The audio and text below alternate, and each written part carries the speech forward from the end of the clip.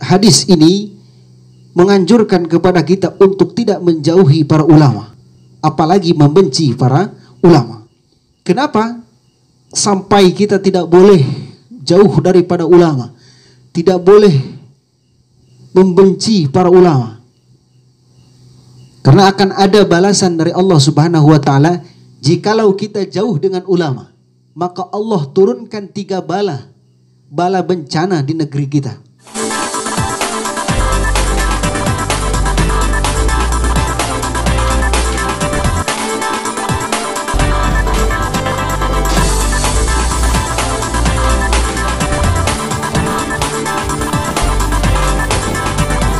Beberapa hadis yang dimana hadis ini menganjurkan kita untuk mencintai para ulama, mencintai orang-orang alim, mendekati orang-orang alim untuk memintakan solusi, pendapat, arahan dari beliau-beliau semua. Jangan jauhi dan jangan membenci para ulama. Di mana di sini ada beberapa hadis. Qala bersabda Nabi sallallahu alaihi wasallam, "Alaikum bimujalasatil ulama."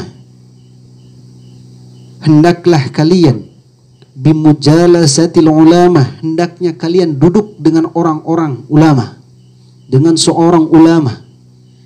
Wastima'i kalamih, dan hendaknya dengarkanlah olehmu kalamil hukamai, kalam ucapan hikmah dari apa yang telah disampaikan oleh ulama. Dengarkan. Fa innallaha, maka sesungguhnya Allah Ta'ala yang maha tinggi, yuhyi qalba, menghidupkan hati al-mayita yang mati, binuril hikmah, dengan nur hikmah. Kama seperti apa yuhyi, menghidupkan siapa Allah, al-arda, terhadap bumi, al-mayita yang mati, bima'i matori, dengan air hujan. Jika tidak ingin hati kita mati, jika hati kita terasa gersang, maka janganlah jauh daripada ulama. Hendaknya kita bimujalasatil ulama, duduk dengan ulama. Lalu kemudian dengarkan apa nasihat-nasihat beliau sampaikan. Sehingga apa nasihat yang ada dalam yang disampaikan oleh beliau itu dapat membuka hati kita, sehingga hati kita tidak terasa mati. Karena kalamnya binuril hikmah, nur cahayanya, kalamnya orang ulama-ulama besar, orang-orang soleh ialah seperti menghidupkan bumi yang mati dengan air hujan. Jadi ulama itu dapat membersihkan hati kita yang kotor, dapat menjadikan hati kita jernih, dapat menjadikan hati kita hidup. Itulah ulama. Maka jangan membenci para ulama, jangan jauh dari ulama. Duduklah dengan beliau-beliau dan mintalah solusi dan arahan dengan beliau. Ada di dalam riwayat yang lain, Imam Tabrani dari Abu Hanifah, beliau menjelaskan ayat di mana jalisu, duduklah dengan ulama-ulama al-kubar. Al-kubar adalah ulama-ulama besar, orang-orang yang terkemuka, orang-orang yang sudah terpandang dan terlihat kealiman dan keilmuannya.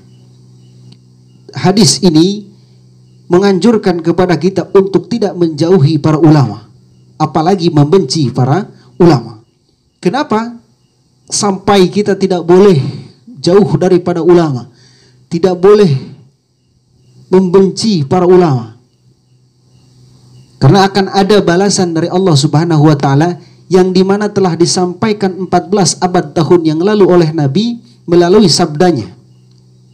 Sayati, akan datang suatu zaman, sin di situ sin tampis, menandakan waktu yang dekat di zamannya Nabi. Sayati, akan datang apa zaman, suatu zaman, ala ummati, atas umatnya Nabi Muhammad, yang dimana yafiruna minal ulama, yafiruna yang menjauh, yang meninggalkan siapa mereka, minal ulama, daripada ulama. Mereka meninggalkan ulama, mereka menjauhi para ulama. Di Indonesia bukan menjauhi, bukan meninggalkan ulama lagi, tapi mereka membenci, menghina, menghujat, mencaci maki, mengasingkan, bahkan memenjarakan para ulama. Ingat apa yang terjadi. Fayabtalihim, maka menurunkan terhadap mereka siapa Allah bithalathi baliyatin, dengan 3 bala. Jikalau kita jauh dengan ulama, maka Allah turunkan 3 bala bencana di negeri kita. Ulaha adapun yang pertama, yarfa'ullahu barakata min kasbihim. Yarfa'u mengangkat siapa Allahu Allah al-barakata terhadap keberkahan min kasbihim daripada usaha urusan kita. Na'udzubillah summa na'udzubillah. Allah mengangkat keberkahan, menghilangkan keberkahan daripada urusan kehidupan kita. Berkah itu sesuatu kenikmatan yang tiada tara dan tidak tandingannya, walaupun sedikit terasa nikmat dan indah, itu berkah.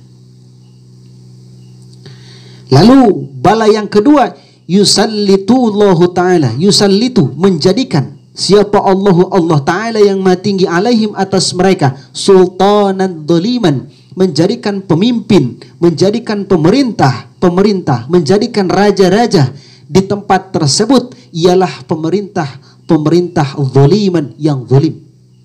Zalim itu apa? Sesuatu yang tidak sesuai dengan kiprahnya. Seperti apa pemimpin yang zalim? Tidak amanah, korupsi di mana-mana, lupa sama rakyat, lupa sama janji apa yang telah dia sampaikan. Nah, itulah ciri-ciri mereka yang zalim, yang dimana Allah turunkan kepada orang yang dimana kita jauh dengan ulama. Wa thalithatu, dan adapun yang ketiga, yakhrujuna minad dunya, yakhrujuna mengeluarkan siapa Allah minad dunya daripada dunia bighairi iman, dengan tanpa adanya iman. Artinya Allah wafatkan kita dalam keadaan tanpa iman. Nauzubillah. 3 bala ini di mana Allah akan turunkan kepada orang, di mana orang tersebut jika kita benci pada ulama, jikalau orang tersebut menjauh daripada ulama, jika orang tersebut meninggalkan para ulama. Di Indonesia bukan hanya meninggalkan dan menjauh para ulama, tapi membenci, menghina, mencaci maki, menginjak-injak para ulama, mengasingkan para ulama, memenjarakan para ulama. Maka wajar kalau bala ini di Indonesia sudah terjadi dan sudah ada. Di mana bala terjadi yang pertama ialah mengangkat keberkahan di antara urusan-urusan kehidupan kita. Yang kedua, Allah jadikan pemimpin-pemimpin, pemerintah-pemerintah di negeri kita tidak adil, tidak amanah, yakni orang tersebut ialah pemimpin yang zalim. Lalu yang ketiga, yakhrujuna minad dunya bighairi iman. Allah wafatkan dalam keadaan tanpa adanya iman.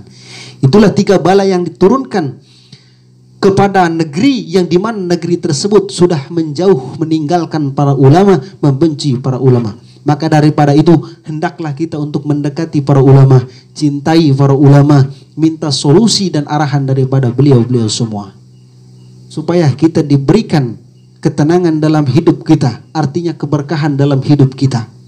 Lalu mudah-mudahan kita diberikan pemimpin-pemimpin yang adil dan amanah. Lalu kemudian kita diberikan, diwafatkan dalam keadaan iman. Jika kita mencintai ulama, mendekati ulama, meminta solusi dan arahan ke apapun permasalahan kepada para ulama, sehingga kita diwafatkan dalam keadaan iman. Wallahu a'lam bishawab.